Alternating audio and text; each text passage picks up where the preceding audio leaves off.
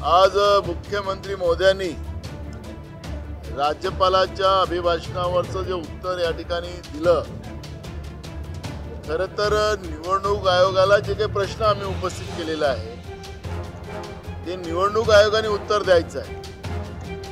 76 लाख मतं हे रात्रीच्या अंधारात झाले कसे?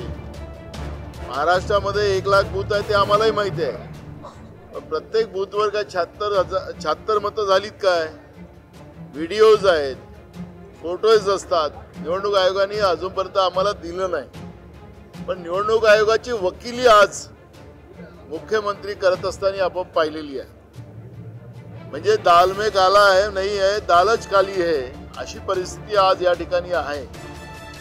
निवडणूक आयोगाने आम्ही विचारलेल्या प्रश्नाचं उत्तर वेळेत दिलं पाहिजे, पण ते देऊ शकत नाही आणि त्याच्यामुळे दिशाला डायव्हर्ट करण्याचा एक प्रयत्न ईव्हीएम मधून निवडून आलेलं ईव्हीएम म्हणजे त्याचा लॉंग फॉर्म मी तुम्हाला सांगतो, every vote Maharashtra for MVA असा होता, पण आता ते त्याची वकिली ते करतात आहेत, याचाच अर्थ दाल में काला है। दुसरा महत्वाचा प्रश्न राहुल गांधींच्या भारत जोडो यात्रेच्या बद्दलचं काही एंटी मोमेंट या ठिकाणी होत्यात असं त्यांनी सांगितलं। सरकार यांचं होतं, यांचं सरकार आहे, जे कोणी महाराष्ट्रामध्ये या पद्धतीची मोमेंट असेल कारवाई करायचे अधिकार त्यांचे आहेत। इथं आज एवढी मोठी लोक आली, त्याच्यामध्ये कोण आहेत? त्यांच्याजवळ व्यवस्था आहे, सरकार ते आहेत, पण राहुल गांधीच्या एका चांगल्या उपक्रमाला ज्यावेळेस राहुल गांधीजींनी ही भारत जोडो यात्रा सुरू केली त्यावेळेस देशातला प्रत्येक माणूस हा घाबरलेला होता। हिंदू, मुसलमान, सिख, ईसाई या विविध जाती धर्मातली लोक घाबरलेली होती। नरेंद्र मोदीचं सरकार हे हुकुमशाह पद्धतीत चाललेलं होतं आणि अशा वेळेस देशाच्यासाठी, देशाच्या एकात्मतेसाठी, देशाच्या संविधानासाठी कन्याकुमारी ते काश्मीर राहुल गांधीजी चाललेत आणि त्याच्यामध्ये कोणी एंटी मोमेंट असेल तर ते बघण्याचं काम यांचं होतं, यांचे पोलीस तिथं होते, पण या पद्धतीचं त्या एका चांगल्या मोमेंटला गालबोट लावण्याचं पाप जे मुख्यमंत्री करतात आहेत, कोण असतील एंटी मोमेंट याला कारवाई केली पाहिजे, त्याचं समर्थन आम्ही करत नाही। काश्मीरमध्ये आपल्याला पाहिलं असेल की ज्यावेळेस राहुल गांधीजी जात होते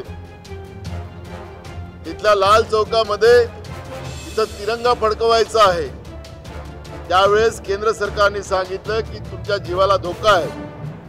राहुलजीने सांगितलं की ही माझी पांढरी जी टी शर्ट आहे ती लाल झाली तरी चालेल, तुम्ही संरक्षण दिलं नाही तरी चालेल, पण मी त्या ठिकाणी जाऊन लाल चौकात तिरंगा फहरवील, अशी धमक ठेवणारे नेतृत्व राहुल गांधीच्या रूपाने या देशाला मिळालं। पण त्या राहुल गांधींच्या नेतृत्वाला गालबोट लावण्याचं पाप महाराष्ट्राच्या विधानसभेत राज्याच्या मुख्यमंत्र्यांनी केलेलं आहे, त्याचा आम्ही निषेध करतो। जे कोणी एंटी सोशल व्यवस्था असेल त्यांच्यावर कारवाई करावी, त्याला कोणी त्यांच्या जो पुरावे असतील त्याला कोणी विरोध करायचं कारण नाही, पण या पद्धतीनं राहुल गांधीजीवर पर्यायनं या पद्धतीची टीका करण्याचा अधिकार राज्याच्या मुख्यमंत्र्याला नाही, ही भूमिका काँग्रेस पक्षाची आहे। अजून उत्तरच दिलं नाही। राज्याचा एक मंत्री याच्यामध्ये सहभागी आहे। पहिल्या दिवशीपासून आम्ही बीड आणि परभणीच्या भूमिकेला घेऊन विधानसभेमध्ये भांडतोय। 2 दिवसानंतर 101 ची चर्चा लागते, तिच्यावर 2 दिवस चर्चा झाली, अजून मुख्यमंत्री त्याच्यावर उत्तर देत नाही होता। उद्या 11 वाजता देणार, उद्या उत्तर काय मिळतं त्याच्यावर आम्ही लक्ष ठेवून आहोत। त्यांनी आज काही जे भाषण केलेलं आहे ते भाषण उद्या खऱ्या अर्थानं उतरतं की नाही उतरत, उद्या ते ज्या पद्धतीचे काय निर्णय घेतील बीड आणि परभणीमध्ये याच्यावर आमचं लक्ष आहे. नाही तर बोलाचाच भात न बोलाचीच कडी असं होता कामा नये असं आम्हाला वाटतं. जे काही महाराष्ट्र 2.5 वर्षात विकला गेला तो पुढच्या काळात विकला जाऊ नये, थांबणार नाही. म्हणजे महाराष्ट्र विकायची जी तयारी केलेली आहे, कर्जावर कर्ज घेतलं जात आहे. ज्या राज्यावर 2014 पर्यंत 2 लाख कोटीचं कर्ज होतं ते आज 10 लाख कोटीवर गेलं. महाराष्ट्रातले उद्योग, गुजरात बोललं तर त्यांना राग येतो, पण ते गेलेच आहेत.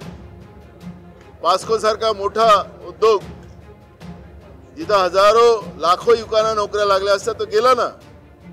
आता ते कोणते उद्योग आणतात, काय करतात, हे महाराष्ट्र विकतात हे आपल्याला समजेल भविष्यात. पुरवणी मागण्या जे सरकार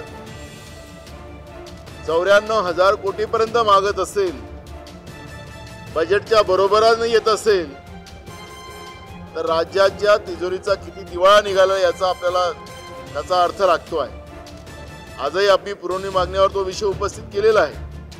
त्यामुळे थांबणार नाही याचा अर्थ ते विकायचं पूर्ण तयारी करतायत का, आई त्याचा अर्थ निघतोय.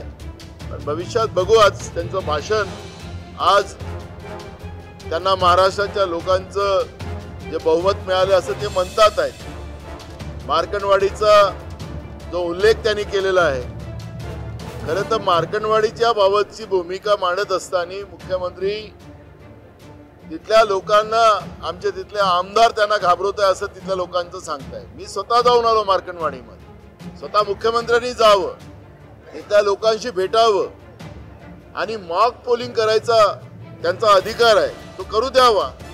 का सरकार घाबरत आहे? गावागावामध्ये लोक ठराव घेतात आहेत की आम्ही दिलेले मतं यांना दिले नाही. हे सरकार आमच्या मताचं नाही. हे सरकार बहुमतात आलं, एवढ्या मोठ्याने 5वी बहुमत घेतलं.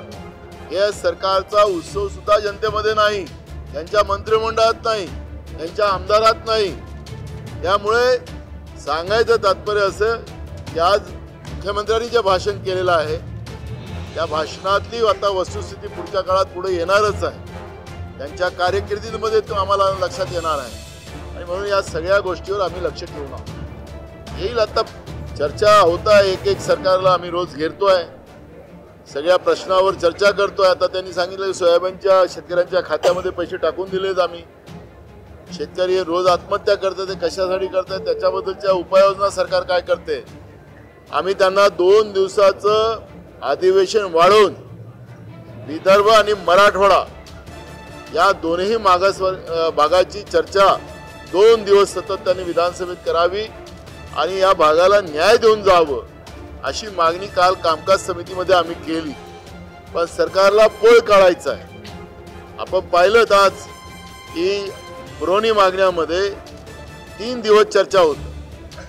आज त्यांनी 2 दिवसाचंच त्या ठिकाणी ही चर्चा होणार, त्याच्यासाठी अध्यक्षांचे पॉवर वापरून मगाशी ठराव आणला आणि ती चर्चा 2 दिवसाला आणली.